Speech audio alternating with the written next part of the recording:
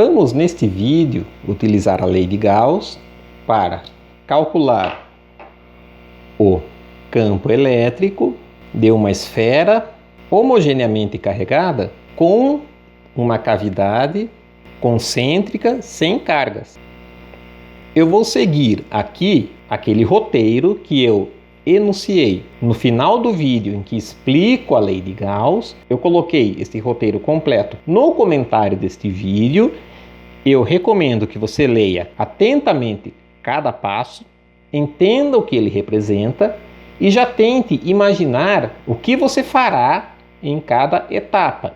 Esse sistema consiste em uma esfera com um certo raio, que está uniformemente carregada, com uma densidade volumétrica constante, que eu chamarei de ρV, mas essa esfera não é maciça.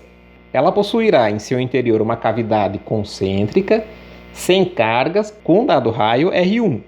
Nosso objetivo é obter o valor do campo elétrico em qualquer ponto do espaço. Dentro dessa cavidade vazia, no interior da esfera, entre os raios R1 da cavidade e R exterior da esfera e fora da esfera. Vamos então começar seguindo o nosso roteiro. O primeiro passo consiste na representação do problema. Nós simplesmente teremos aqui uma esfera. Essa esfera possui uma cavidade concêntrica, vazia.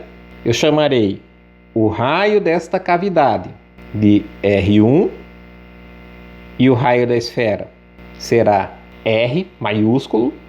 E esta região aqui entre a cavidade e o raio exterior da esfera está preenchida com uma densidade constante volumétrica de cargas ρV. E eu quero calcular o campo elétrico em todo o espaço, aqui dentro, entre esses dois raios e fora do sistema. Vamos ao segundo passo, que consiste na análise de simetria. Bom, aqui não há muito o que discutir. Estamos lidando com uma esfera homogeneamente carregada, a cavidade é concêntrica, é um dos sistemas que melhor exemplificam a simetria esférica. Então, nós lidaremos aqui com as coordenadas esféricas r, θ e φ, e nós esperamos ter um campo puramente radial. Nós não esperamos ter um campo com uma componente tangencial ou alguma componente angular. Nós não esperamos aqui alguma componente que dependa de alguma forma de ângulos. Ângulo θ ou ângulo φ. Esperamos ter um campo que dependa apenas da distância até o centro do nosso sistema. Então teremos algo deste tipo. O nosso campo elétrico terá uma dada intensidade na direção radial. Vamos agora ao passo 3, que é a escolha da gaussiana. Nesse caso também a escolha é bem simples. Temos aqui a nossa esfera, a sua cavidade de raio R1, o raio externo. E nós vamos utilizar como gaussiana uma superfície esférica concêntrica. E essa superfície esférica, S, terá como raio R, e temos aqui a nossa direção radial.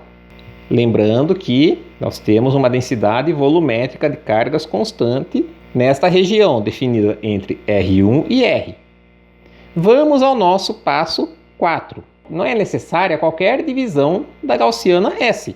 A normal é a mesma em qualquer ponto, é uma situação extremamente simétrica, então nós não temos necessidade aqui desse passo.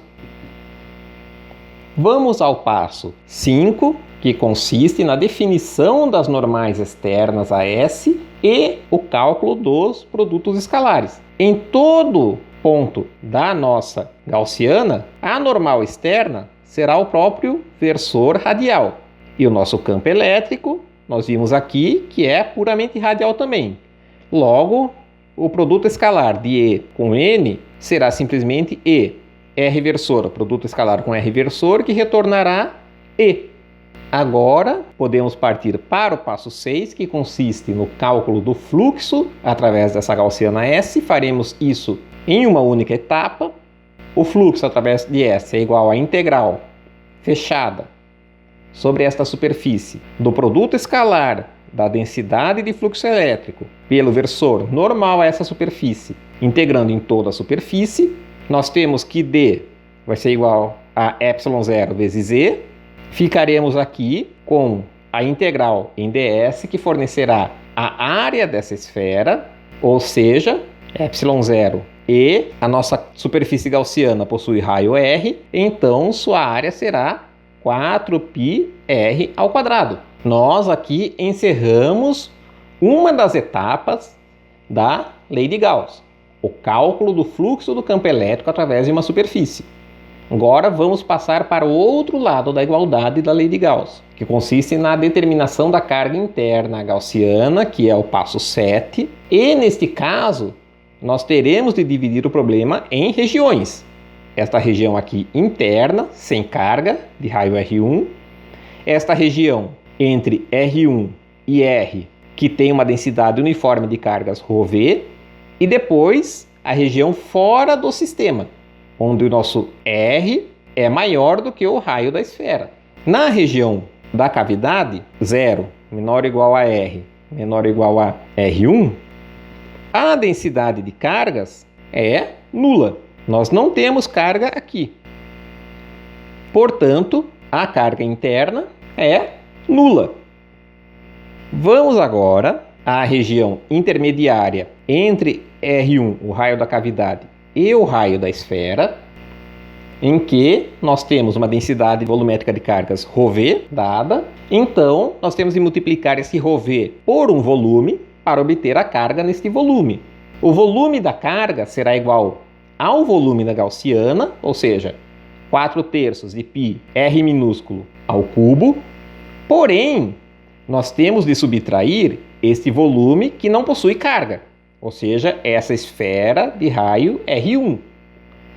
Assim, a carga interna nesta região 2 será igual à densidade volumétrica de cargas vezes o volume, que é 4/3 π. Eu multiplico o volume da minha gaussiana, dado por R ao cubo, mas eu tenho de subtrair o volume da cavidade vazia, ou seja, R1 ao cubo. Falta obtermos a carga referente à região em que estamos fora do sistema, ou seja, quando o raio da nossa gaussiana é maior do que o raio da esfera. Neste caso, a carga interna gaussiana será a carga total do sistema, ou seja, dado por ρV, que multiplica o volume 4/3 de π, seria o volume dessa esfera, R ao cubo, se ela fosse maciça. Mas eu preciso extrair o volume desta cavidade oca. Então temos aqui menos R1 ao cubo, consiste em simplesmente colocar R minúsculo igual a R maiúsculo nessa carga interna que obtivemos no item anterior. Agora podemos partir para o item 8, que consiste exatamente em igualar o fluxo através da gaussiana da nossa superfície S com a carga interna em cada região. Então, nosso item 8 consistirá para a região 0 menor ou igual a R, menor ou igual a R1, vamos igualar o fluxo ε0 e 4π R minúsculo ao quadrado é zero. Portanto, E é igual a zero. Vamos agora à região 2, entre R1 e R, em que o fluxo ε0 e 4π R minúsculo ao quadrado será igual a esta carga interna. Daqui, isolando E, nós obtemos a intensidade do campo elétrico, que será ρV sobre 3ε0, R ao cubo menos R1 ao cubo sobre R ao quadrado. E, por fim, teremos a nossa região 3 para R maior ou igual ao raio da esfera, em que o fluxo ε0 e 4π R ao quadrado será igual à carga interna, que nos fornecerá como campo elétrico ρV sobre 3ε0, R3 menos R13 sobre R2. Vamos passar ao passo 9, que consiste na escrita do vetor campo elétrico. Aqui nós obtivemos as intensidades do campo elétrico. O vetor campo elétrico consiste no vetor nulo no interior da cavidade, nesta intensidade, e já havíamos concluído que por simetria o campo seria puramente radial, então nós somente vamos multiplicar por R versor e R versor estas duas intensidades. Finalizamos o problema. Este é o nosso vetor campo elétrico para qualquer lugar do espaço. E note que este campo elétrico é contínuo. Se eu colocar R igual a R1 nessa expressão, eu vou obter zero, que é o campo no interior da cavidade.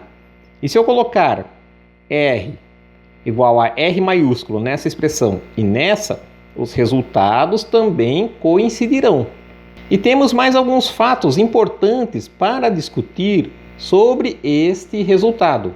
Se nós tomarmos R1 tendendo a zero, nós teremos o campo elétrico de uma esfera maciça, uniformemente carregada. Nesse caso, nós lidaremos apenas com duas regiões. Nós teremos aqui, colocando R1 igual a zero, R3 sobre R2, que sobra R no numerador, ρV sobre 3 ε0 R, R versor, isto para R menor do que o raio da esfera, e aqui colocando R1 igual a zero, teremos o raio da esfera ao cubo sobre R2, a distância até o centro dela ao quadrado.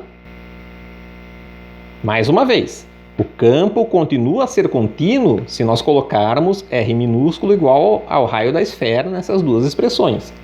Dentro da esfera, o campo é diretamente proporcional à distância até o centro, enquanto que fora da esfera, ele adquire uma dependência inversamente proporcional ao quadrado da distância.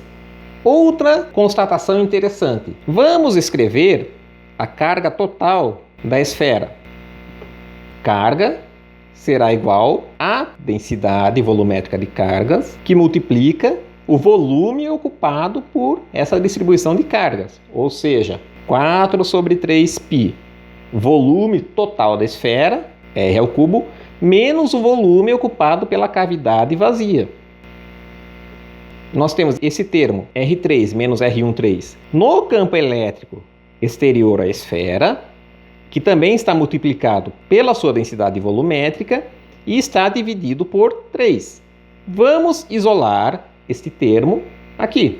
Teremos que ρV R3 menos R13 sobre 3 será simplesmente igual a Q sobre 4π. Feito isso, vamos escrever o campo exterior à esfera em termos da carga total nela contida.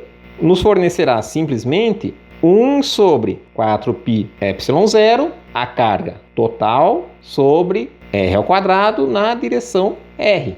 Trata-se do campo de uma carga pontual correspondendo à carga total presente nessa esfera, mas esta carga estaria localizada em seu centro. Afinal de contas, temos uma distância R2 até o centro dessa distribuição de cargas.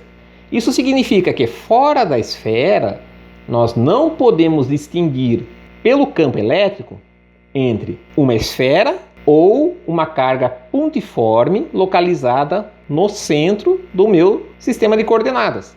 Este é um resultado de uma relevância histórica muito grande, porque ele foi obtido pela primeira vez por Newton quando analisou o campo gravitacional. Fora de uma distribuição simétrica esférica de massa, nós não podemos tirar informações sobre o raio dessa distribuição, porque nós não podemos distinguir entre essa distribuição e uma massa pontiforme, equivalente à massa total dessa distribuição, localizada em seu centro.